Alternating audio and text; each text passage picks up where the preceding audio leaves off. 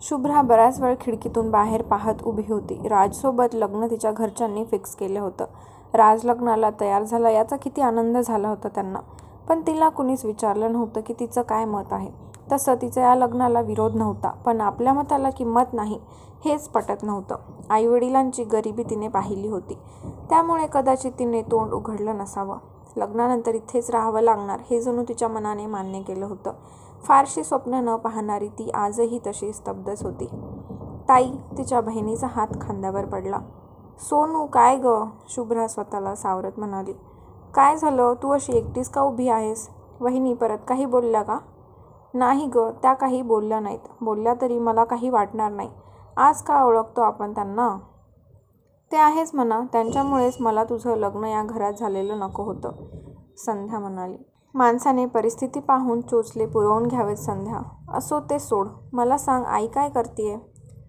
काम करतीये. उद्या दुपारी बरीच माणसं आहेत. त्याची तयारी आत्तापासूनच सुरू आहे. मदतीला फक्त आत्या आहे. मी पण आता मदत करून आले. अगं मग मला सांगायचंच ना, मी आले असते. ताई अगं, आजचा दिवस तरी नको. आज साखरपुडा झालाय तुझा. राजदादा तुझ्याशी बोलला का गं? संध्या म्हणाली. तसं खास असं नाही, पण मगाशी फोटो काढताना फॉर्मल बोलणं झालं आमच्यात. राज खूप बदललाय गं आता. त्याचा मित्रपरिवार पाहिलास ना, खूप मोठे लोक वाटतात ते. माझ्यासाठी आणलेल्या साड्या पण मला खूप महाग वाटल्या. सोबत इतके गिफ्ट्स वगैरे. मला वाटलं होतं वहिनी काढून घेतायत की काय, पण त्यांनी मला अशा पद्धतीने दिलं की वहिनींना काढून घेताच आलं नाही, शुभ्रा म्हणाली. खरं आहे ताई, जर राजदादा तुला मुंबईला घेऊन गेला तर नक्की जा. त्या सानवी वहिनी आत्याला बोलत होते की तुला तिकडे मुंबईला घेऊन जाऊ द्या असं काही, संध्या म्हणाली. बघू काय होतंय, ती किंचित हसत म्हणाली. त्या दोघी बोलत असताना घरच्या कंपाऊंडमधून आरवची गाडी आत आली. तिघेही गाडीतून खाली उतरले. त्यांच्या वागण्यावरून त्यांची मैत्री किती घट्ट आहे हे समजत होतं. शुभ्रा त्यांच्याकडे एकटक पाहत होती. राज त्यांच्यासोबत किती खुश वाटत होता. संध्या, मला राजसोबत कधीतरी नीट बोलता येईल का? शुभ्राला प्रश्न पडला. कधीतरी कशाला? आता रोजच बोललं पाहिजे तुम्ही. हो ना अनन्या, सान्वी आत येत म्हणाली. ती शुभ्राला भेटायला आली होती. हो मग, एंगेजमेंट झाली तुमची. लग्न आहे काही दिवसात. हे दिवस तुम्ही एन्जॉय केले पाहिजे. राज खूप बडबड आहे, जाम मस्तीखोर आहे, अनन्या हसून सांगू लागली. राजदादा तुमच्यासोबत काम करतो का? संध्याने एक्साइट होत विचारलं. आधी माझ्या कंपनीत काम करायचा, पण आत्ता नवीन कंपनी जॉईन केली आहे, सान्वी म्हणाली. ओ, खूप मोठी आहे ती कंपनी? संध्याने विचारलं. खूप जास्त मोठी आहे. पॅकेजही चांगलं आहे. कंपनीचा बॉस तुझ्या राजदादासोबत फिरतो सुद्धा, अनन्या गालातल्या गालात हसत म्हणाली. खरंच? कुठल्या कंपनीत काम करतो राजदादा? तुम्हाला खरंच माहीत नाही का गं? सान्वीला आश्चर्य वाटलं. नाही ना, आत्याने फक्त सांगितलं की राजदादा चांगल्या कंपनीत काम करतो. मग बाबा म्हणाले ठीक आहे, तसं राजदादा नात्यातला आहे, लहानपणापासून ओळखतो म्हणून मग लग्न, संध्या म्हणाली. तू पगार नाही विचारला शुभ्रा? सान्वीने सरप्राईज होत विचारलं. कोणी? ताईनी? तिने तर काहीच नाही विचारलं. बाबा म्हणाले तिने होकार दिला, संध्या बोलली. शुभ्रा, राजला कमी पगार असेल तर? सान्वीने अंदाज घेत विचारलं. मी करेल ॲडजस्ट, फक्त त्याने माझ्याशी नीट वागावं एवढीच अपेक्षा आहे माझी. मी पण करेल काम, थोडंफार शिक्षण आहे माझं, ती म्हणाली. सान्वीने फक्त हुंकार भरला. शुभ्राला राजबद्दल काहीच माहीत नाही. तिने माहिती करून घेतलं नाही याबद्दल आश्चर्य वाटलं तिला. ओ वहिनी, तुम्हाला दोघींना बाहेर बोलवले, एक मुलगी निरोप सांगत आली. हो येते म्हणून सांग, सान्वी म्हणाली. शुभ्रा, राजला आम्ही सांगितले की शॉपिंगसाठी सोबत तुला आणावं म्हणून. तुला विचारलं तर तू यायचे असं सांग. निदान लग्नाची शॉपिंग तरी तुझ्या आवडीने हवी आहे ना. तिकडे आम्ही आहोत, त्यामुळे तू काळजी करू नकोस. आरव तुमची सोय करणार आहेत, आम्ही पण तिकडे येऊ. हो ना. अनन्या तू बोल आणि बाहेर ये, तोपर्यंत मी बाहेर आहे, सान्वीने तिला खुणावलं आणि बाहेर गेली. शुभ्रा, तू उद्या सकाळी आमच्यासोबत मंदिरात येशील ना? काळजी करू नको, तुझ्या आईला आणि राजच्या आईला विचारले आम्ही, त्यांनी होकार दिलाय, अनन्या म्हणाली. मग येईन मी, ती हलकं हसत म्हणाली. गुड, आम्हाला पण इथे थोडं फिरायचं. इथे जशी ग्रीनरी असते तशी तिकडे मुंबईत पाहायला देखील मिळत नाही, म्हणून मग ठरवलं उद्या सकाळी फेरफटका मारायचा, अनन्या म्हणाली. हो चालेल, ती बोलली. संध्या, तू काय शिकते गं? ती म्हणाली. मी डिप्लोमाच्या सेकंड इयरला आहे. मला पण राजदादासारख्या मुंबईत जॉब करायचा आहे आणि स्वतःच्या पायावर उभं राहायचं आहे. राजदादा तुमचे मिस्टर आणि त्या वहिनींचे मिस्टर एकाच कंपनीत कामाला कसे काय लागले? संध्याला प्रश्न पडला. सगळ्यात आधी आरवने कंपनी जॉईन केली आणि मग वॅकन्सी निघाल्या तसं राज आणि अंशला पण तिथेच घेतलं. पण आता तर राजदादाने कंपनी बदलली, मग आत्ताही ते एकाच कंपनीत काम करतात. आत्ता त्या सानवी वहिनी गेल्या ना, त्यांच्या मिस्टरांची स्वतःची कंपनी आहे, अनन्या म्हणाली. काय? खरंच? काय बनवते त्यांची कंपनी? ते एवढे श्रीमंत आहेत? संध्या डोळे मोठे करत म्हणाली. खूप रिच आहे तो. राज आणि अंशसाठी मात्र तो त्यांच्या आधीचाच मित्र आहे. ही गाडी पण त्यांचीच आहे का? नाही, आमची आहे. पण तू काय इतक्या चौकशा करते ग? कारण मला त्यांची फ्रेंडशिप खूप आवडली. हो ना शुभ्राताई? हो. आहेतच ते एकमेकांचे बेस्टी. त्यांच्यात पण कमी प्रॉब्लेम आले नाहीत. पण तरीही ते सोबत आहेत. मैत्रीत हेच तर महत्त्वाचं असतं. अगदी तसंच इतर नात्यामध्येही असतं. पुढाकार कोण घेणार हा विचार करण्यापेक्षा मी का नाही घ्यायचा असं म्हटलं तर नात्याची सुंदर सुरुवात होऊ शकते. शुभ्रा, विचार कर, अनन्या शुभ्राला समजवत म्हणाली आणि तिचा निरोप घेऊन निघून गेली. आरव, अंश, राज, सानवी बाहेर बोलत बसले होते. मुंबईत एवढ्या लवकर निजानीज होत नसल्याने त्यांना लवकर झोपायची सवय नव्हती. इथे तर सगळे केव्हाच गुडूप झाले होते. अनन्या त्यांना जॉईन झाली. काय झालं अनन्या? ती हो म्हणाली का? सानवी बोलली.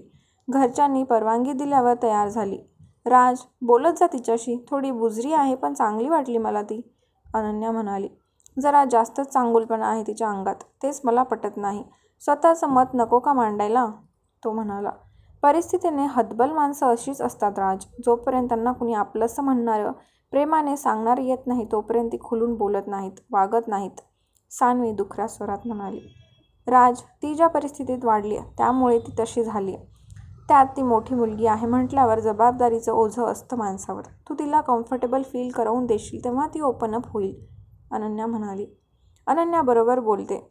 अंश, मी तिच्या बोलण्याला दुजोरा दिला. राजलाही तिचं बोलणं पटलं. बराच वेळ ते बोलत बसले होते. चला झोपून घेऊ, सकाळी लवकर उठायचे, अंश उठत म्हणाला. आरव, चल. मला नाही झोपायचे, आरव सानवीकडे पाहत म्हणाला. तिला वाटलं या सगळ्यात तो विसरला असेल. पण वेडा आहेस का तू? इथे काय मच्छर मारत बसणार आहेस का? काय करणार, मारतो मच्छर. तुम्ही जा झोपा. सानवी, सकाळी उठायचं असेल ना, जा झोपून घे, तो डोळे बारीक करत म्हणाला. तुमच्याकडे थोडं काम होतं, जरा बोलायचं होतं, येता का? सानवी बावरत म्हणाली. काय काम होतं? सगळ्यांसमोर बोललीस तरी चालेल, आपलेच आहेत सगळे, तो मुद्दामून तिला छेडत म्हणाला. आरव बावळटा, जा ना बोलायला. 4 पावलं चाललास तर पाय दुखणार आहेत का तुझे? अनन्या त्याच्याकडे डोळे मोठे करून पाहू लागली. तसं तो भोळा चेहरा करत तिच्यासोबत जाऊ लागला. हे दोघे सोबत खूप छान वाटतात, हो ना अनन्या? ते गेले तसं अंश म्हणाला. हो, तुला सांगू, मला आधी सानवी खूप खडूस वाटत होती, पण ती तशी नाही आहे रे. आजच्या एका दिवसात आमची इतकी घट्ट मैत्री झाली आहे, असं वाटत नाही की आम्ही आज पहिल्यांदा इतकं बोलतोय. नेहमी तर फॉर्मल बोलणं व्हायचं, पण आज तसं नव्हतं, अनन्या उत्साहात सांगू लागली. बरं झालं त्याने पियासोबत लग्न केलं नाही. यू ऑल्सो राज, तूही वेळीच जागा झालास म्हणून आयुष्य सावरलं तरी, नाहीतर तुलाही खूप त्रास झाला असता, अंश म्हणाला. पण ती अशी नव्हती, राज बोलला. असं तुला वाटतं, ती आधीही अशीच होती, फक्त आपण तिला ती आहे तसं स्वीकारलं होतं. तिचं वागणं चुकतंय हे माहीत असून आपण दुर्लक्ष केलं होतं, अंश म्हणाला. असं नाही आहे अंश, आपण तिला समजवलेलं, आठवते ना तुला? तुझ्या बर्थडेच्या वेळेस किती प्रेमाने समजवलं होतं, पण तिने नाही ऐकलं. असो, जे झालं ते चांगल्यासाठीच झालं. तिला वेळीच बुद्धी येऊ दे म्हणजे झालं, अनन्या मनापासून म्हणाली. रूममध्ये आल्यावर सानवीने दरवाजा बंद केला आणि ती त्याच्याकडे डोळे बारीक करून पाहू लागली. काय झालं? तू माझ्याकडे अशी का पाहतेस? तो म्हणाला. का म्हणजे? कसे वागता हो तुम्ही? आपण बाहेर आहोत, त्याचं काही भान? ती म्हणाली. तू पण तर माझ्यावर अन्याय करतेस ना. एवढी सुंदर तयार होऊन येतेस, वर एक किस नाही. हा अन्याय नाही का माझ्यावर? तो भोळा चेहरा करत म्हणाला. तुम्ही ना, खरंच, ती डोळे मोठे करत म्हणाली.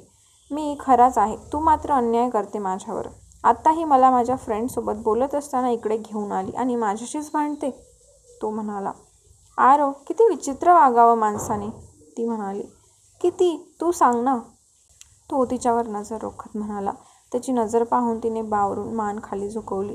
तो तिच्या जवळ आला तसे तिच्या हातांची अस्वस्थ चुळबुळ सुरू झाली. जाऊ मी?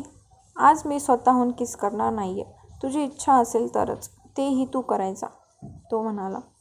प्लीज समजून घ्या ना, ती आगतिक होत म्हणाली. ते तू घ्यायचं. तू प्रेम करते ना माझ्यावर, मग ते प्रेम व्यक्त नको करायला? तुला नाही माझ्याबद्दल ओढ वाटत? जसं मी स्वतःहून तुझ्याजवळ येतो तसं तुला नाही यावं वाटत? तो तिची हनवटीवर उचलत म्हणाला. तो तिच्याकडे एकटक पाहू लागला. ती त्याच्या नजरेत पाहत होती. वाटतं आरव, पण ती म्हणाली. हा पण नकोय मला सान्वी. मी जितका तुझ्यासाठी वेडा आहे तितकी तूही व्हावं, बस एवढंच वाटतं मला. हा पण मनापासून होणार असशील तरच. त्याचे पुढचे शब्द ओठांतच राहिले. सान्वीने अलगद त्याच्या ओठांवर ओठ टेकवले. तिची बोटं त्याच्या केसातून फिरत होती. तिला देखील त्याची ओढ वाटते हे तिच्या स्पर्शातून समजत होतं. तिचा हात त्याच्या छातीवर विसावला. तिने अलगद त्याच्या शर्टचं बटन काढलं आणि त्याच्या अभ्यर्थ छातीवरून हात फिरवू लागली. आरवने तिच्या कमरेत हात घालून तिला स्वतःवर ओढलं आणि तिला रिस्पॉन्स देऊ लागला. तिच्या स्पर्शातील इंटेन्सिटी त्याला वेड लावत होती. एका डीप किसनंतर ती त्याच्यापासून दूर झाली. तिने तिच्या छातीवर डोकं टेकवलं. फीलिंग लवली शोना, थँक्स, तो तिच्या कपाळावर ओठ टेकवत म्हणाला. तिने नुसता हुंकार भरला. तू आराम कर, उद्या भेटू. तो तिच्या गालांवर ओठ टेकवत बाहेर निघून गेला. ती मात्र सलज्ज चेहऱ्याने त्यांचे खास क्षण आठवत तशीच उभी राहिली.